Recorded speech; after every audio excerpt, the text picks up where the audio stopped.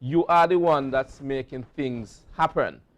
And we have to choose which one that we want.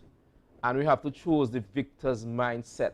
Despite our 4,500 people, despite our 39 square mile island with two-thirds of it uninhabitable at the present moment, we have to adopt the mindset that we can make a difference to our circumstance and that we can make our lives better by the choices we make and the way that we react to things. If we keep reacting to petty things and we let things outside affect us internally, it changes how you act, it changes how you see the world, and it changes how you see what's possible. So that's the first thing for me when we talk about changing our mindset, is to switch to our notion where we don't see ourselves as a small island and we have no control, but we see ourselves as people that are some control of our destiny. And why do I say that, and how does it relate to this entire thing? Because a lot of conversation is happening and we keep hearing over and over, whether subtly or purposely, that the solution lies in the UK, or the solution lies in DFID, or the solution that lies in the EU, or the solution lies outside of us. And it's creating a notion that we can't do anything, we just need to sit back and let somebody else take care of the problem for us. So if COVID happens, let's just call a state of emergency, let's just give control to the governor and to England and let them make decisions on our behalf. And if something goes wrong, we have somebody to blame. And we have to move away from that notion, that we have to move to a notion where we are in control of our island as people. And as government, we are elected to represent the people. And it is up to us to make those decisions, whether they turn out right or wrong, and to take responsibility for them. So if we do things and people are complaining, it is not to pass on the blame to other people, but to say, yes, we make those decisions. These are the consequences. Maybe we need to fix those. Maybe this get readjusted. But never get into the frame of mind where you're thinking, it is not my responsibility, and to pass it on to somebody else, or to pass on the lack of funding to somebody else, or the lack of opportunities to somebody else. It is us first as government, as leaders, to create those opportunities, to create the way for people to make money. And it is the responsibility of the public to create ways of making the island better, of working with different groups, organizations, and elected people to make things better. And we have to get into the mentality that it is us that needs to create these opportunities. So when we have all these other cliched expressions like, oh, we need to, yes, the private sector is the engine of growth, and we need to work with the private sector and to get things done. Those, again, are words, but what does it actually mean in practice? In practice, it means that we are making decisions as government and as leaders and as people in the community, that we are creating opportunities for people to make money.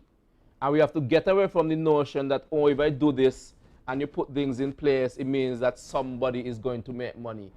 That is the point of the whole thing, and that's where I think a lot of our things break down. We say the cliched expressions, but when it comes to the application, I realize the application means that some business, some person, somebody you grew up with, somebody you go to church with, somebody you interact with, play domino with, lime with, that this person will become successful. A lot of us pull back our help. But we have to get away from notions like that. The same mindset mentality.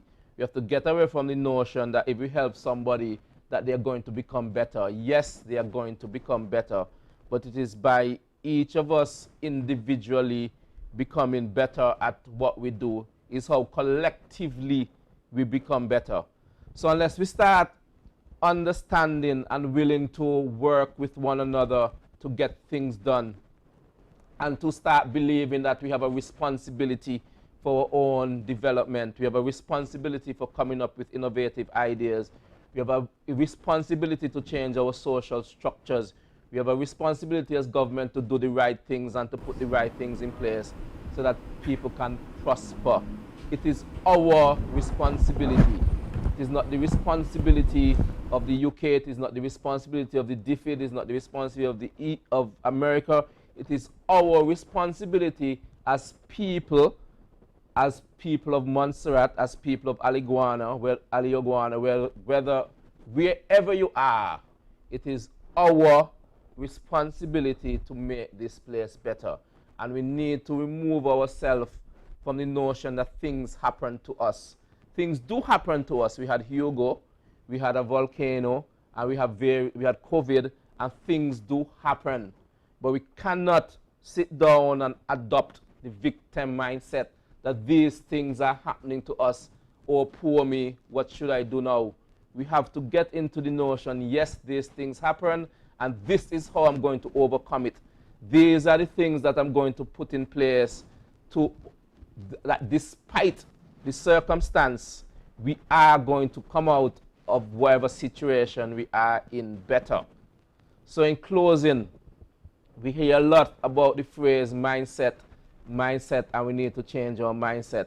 And I'm saying that one of the practical ways in which to change this mindset is to ensure that we do not see ourselves as victims, but to see ourselves as victors, and to go back in our history and to see where we have come from, how we have overcome slavery, how we have overcome the apprenticeship system, how we have overcome sharecropping, how we have overcome a lot of racism and other things that were done, and colonialism, to get our island to a certain state, and to tell ourselves that we are not going to go backwards, that we are going to go forwards, and we're going to keep fighting for the right of us who live here on this island. We're talking about Montserrat, to chart our own destiny and to put things within our control. And that has certain things that we need to do, that we're going to educate ourselves, that we're going to work with one another. There are only 4,500 of us. We're going to work with our Caribbean brethren. We're going to work with our international partners. We're going to work with our elected leaders, whether they be government or whether they be opposition.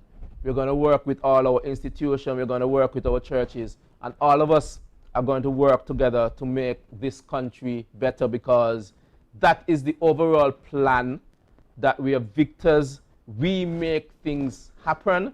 Things does not happen to us. And that's the first thing that we have to do.